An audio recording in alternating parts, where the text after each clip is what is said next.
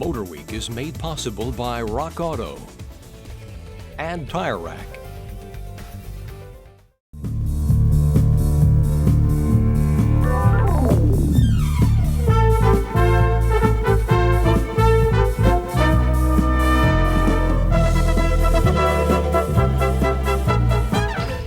Now, this is one of our little excursions into the world of how the other half lives, the world of Mercedes-Benz.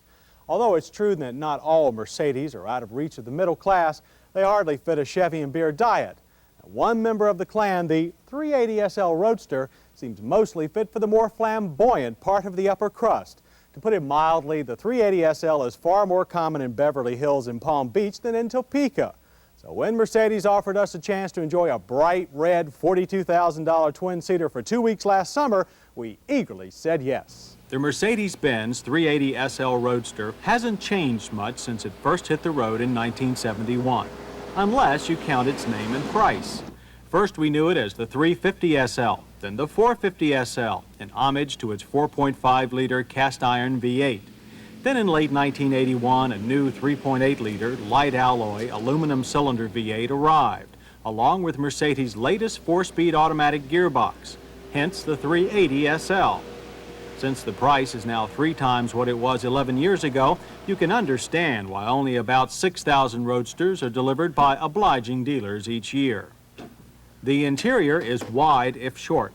Even with the wonderfully supportive, fully adjustable leather bucket seats, there's not quite enough leg room.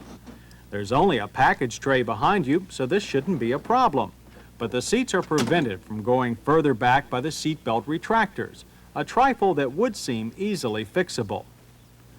The rest of the interior is competent Mercedes. That means honest-to-goodness wood trim, a new automatic climate control system, a super expensive stereo, a huge non-adjustable steering wheel, and a complete complement of gauges.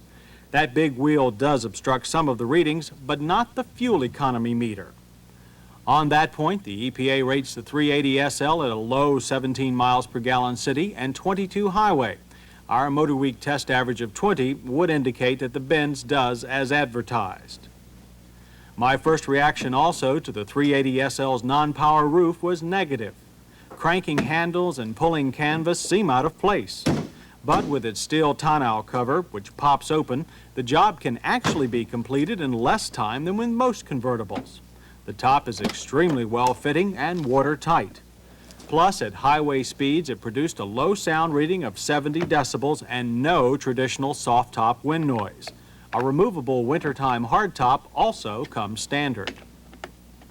Unlike many convertibles, the 380 SL also includes a very usable trunk.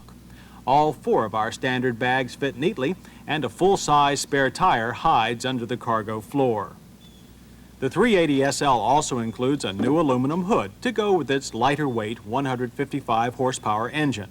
And by the way, despite the fact that a 36-month, 36,000-mile warranty will ensure dealer service as a necessity, the engine is remarkably well laid out for easy routine maintenance. Once you've finished admiring how the 380 SL looks, you'll also be impressed with how it rides. As befits a luxury roadster, the ride is expectedly docile, but the operative word here is smooth, not soft. There's no wallow or bounce so common to luxury machines. In fact, the ride is so stable and glass-like that one passenger wasn't sure if the wheels were even touching the ground. And the 380 SL is a luxury roadster. Just because it has only 2 seats, don't think it's a 3,470-pound sports car. Handling, thanks to 4-wheel independent suspension, is good but limited. The quick power steering seems neutral at first, with excellent road feel filtering through to the driver. But as you enter a turn, the heavy Mercedes inertia seems to push you too fast toward the pylons. That prompts you to release the gas. The result, instant oversteer. The back end comes gently around, which forces you to back off your steering effort. This again is typical Benz, and once mastered can make the car more exciting, if trickier, in fast driving. Through our high-speed emergency lane-changing course, that twitchy back end is more apparent. However, it's never really troublesome. A smaller steering wheel would probably help in more precise driver control. Acceleration, on the other hand, while setting no records, is super smooth and willing.